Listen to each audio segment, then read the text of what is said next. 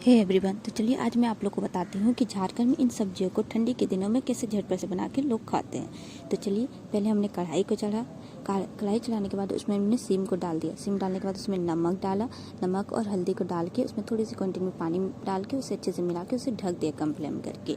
और फिर हमने थोड़ी देर बाद उसे चेक की, पर वो नहीं पकी थी। फिर हमने एक बैगन लिया, बैगन में कट डाला, उसमें लहसुन और मिर्ची को अच्छे से डाल के आग जला के उसमें हमने पकने के लिए डाल दिया।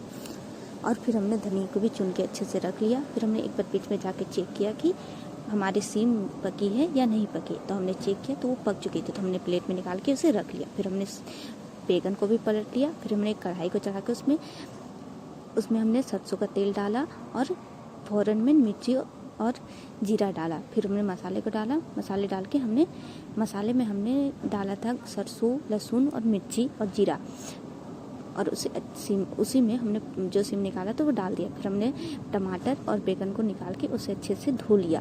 बैगन निकालने के बाद, धोने के बाद उसमें हमने इस तरह से तेल और नमक डाला। तेल नमक डालने के बाद उसे अच्छे से मैश कर लिया।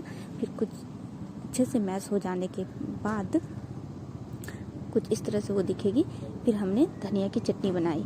हमने सिलबट्टे पे धनिया की चटनी पीसी, क्योंकि सिलबट्टे पे पीसने पे बहुत ज़्यादा ही टेस्टी लगती है। उसे अच्छे से क्रश करके, उसे अच्छे से करके फिर हमने उसे पीस लिया।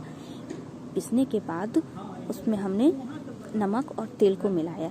नमक तेल कुछ इस तरह से मिलाने के बाद हमने अपनी प्लेट को तैयार की, और प्लेट में हमने रखा चावल, दाल, बैगन का भरता, सीम की भुजिया, सब्जी, और देखिए ये तैयार है।